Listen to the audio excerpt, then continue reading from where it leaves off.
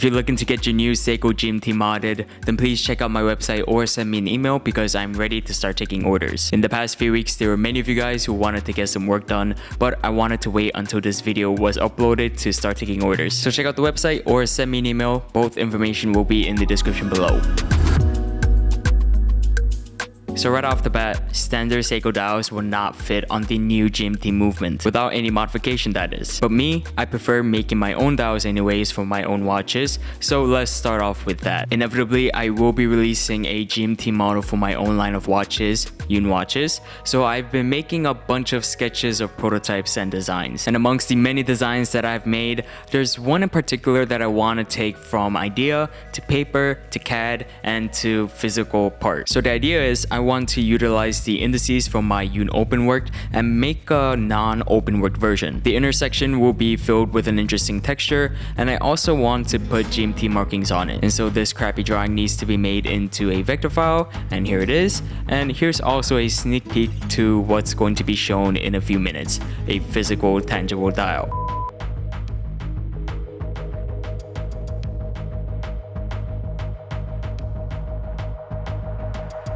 Now I posted a video for my channel members showing how I exactly made this part from scratch, in addition to more details on my thought process behind the design. So if you want to see more behind the scenes content and learn how I'm making these styles, please do consider becoming a channel member. Now as I just showed, to make any part or dial for that matter, the design has to be first made in some type of CAD program, computer aided design. My choice for 2D vector drawings is Illustrator, which is great for many things, including prototyping designs. But there is a bit of a learning curve when working around this program, so that's where today's sponsor comes into play, Skillshare. Skillshare is an online learning community of thousands of inspiring classes ranging from photography, illustration, freelancing, product design, and much more. There are tons of classes that teach beginners how to use Illustrator, like Daniel Scott's Essentials training. He goes over all the tools you need and in which scenarios to use them in, which is something I wish I had access to when I first started. There's also classes on Photoshop, which is also a very useful tool because you can combine images of parts and see how a custom watch is going to look like before it's physically built. If you offer mod services, you probably had at least one customer ask you for something like this. So knowing how to use these programs is extremely useful to modders because you can make designs to show yourself, to clients if they ask for some type of rendering, or even to custom part makers because you'll know exactly what you want. The first 1,000 people to use the link on my description box will get a 1-month free trial of Skillshare. If you want to up your mod game or services, please do give it a try.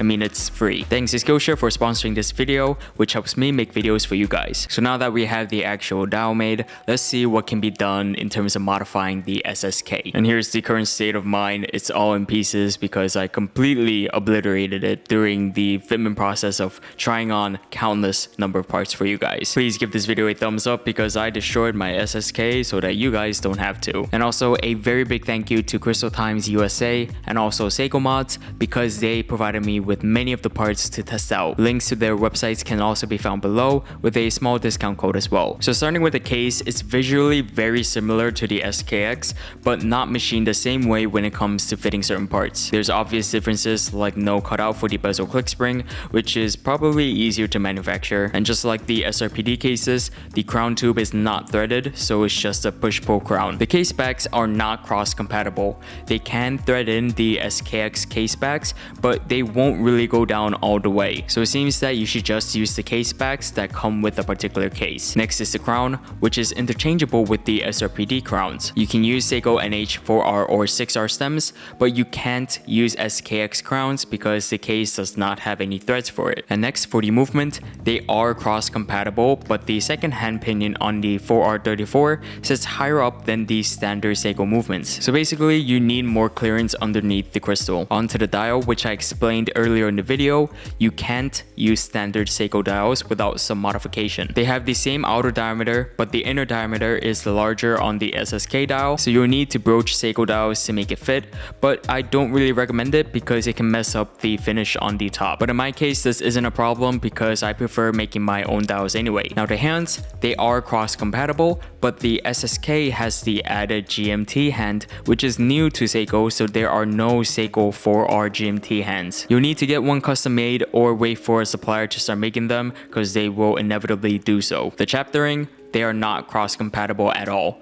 The dimensions are just completely different, and I don't really want to explain everything. So just know that they aren't cross-compatible, and you can't modify a SKX chapter ring to make it fit either. And now the crystal, which is one of the more popular parts for sure. I'm happy to share that all SKX crystals can be used on the SSK case. Flat, double domed, it doesn't matter. They will all fit fine. I won't share the specifics as to why, but trust me on this, I've test fitted so many of them and I took so many measurements to confirm. However, this does not apply to when you put in the 4R34 into a SKX case. I'll explain this more in a bit. As for the bezel, they are not cross-compatible. They are just machined differently and they have different dimensions. Regardless, I did try to fit on an SKX bezel, but it really didn't want to go in, so it's unlikely one will fit. The machining on the SKX and SSK bezels are completely different. The SSK bezel is flat underneath. The SKX has ridges for the bezel click spring. And to answer one of the most frequently asked questions, you cannot make the SSK bezel click. There's no room for a bezel click spring on the case, and there's also no ridges on the bezel either. And lastly, we have the insert, which is kinda cross-compatible. The SSK bezel insert is thicker and slightly larger in outer diameter. You can fit SKX inserts, but they will be thinner and smaller in outer diameter, so the fit isn't perfect when put onto a SSK bezel. You can notice side-to-side play, and the outer bezel sits slightly taller up. I know that was a lot of information, but most of the SKX or SRPD parts are compatible or can be made to be compatible with a few adjustments or by abiding to a few certain rules. But to have the best of both worlds, all of the accessible parts for the SKX while also having the new GMT movement, simply discard the SSK case, which includes all of the minor incompatibilities and rules, and just get a stock SKX case instead. You just need to make sure that you have the right parts to accommodate the movement, and there's no need to worry about the remaining parts. If you for some reason want to keep the non-screw down crown, just use an SRPD case. If you also want to keep the bidirectional bezel with no clicks, just remove the bezel click spring. Basically, the SKX or SRPD case gives you a lot more flexibility and options opposed to the more limited route of using the stock SSK case. And of course, the best solution for many people is to just get the NH34 movement. The biggest problem or disappointment will be that the standard Seiko dials are not compatible with the new movement. As you saw, to me, it's not really a problem because I do prefer making my own dials instead. So in my position, I'm very happy with what Seiko is doing, and I'm excited to see what other complications they release in the future. I'm currently working on a GMT watch, so that should be coming in a couple of weeks. But yeah, this video is just to share the compatibilities and certain things you need to know about modding the SSK. Thanks again to Crystal Times and Seiko Mods for sending me parts to test out. Give this video a thumbs up and consider subscribing if you haven't already. Look at the poor state of my Seiko 5. And you don't have to if you don't want to. Check out the website, my Instagram, and I'll see you guys in the next video.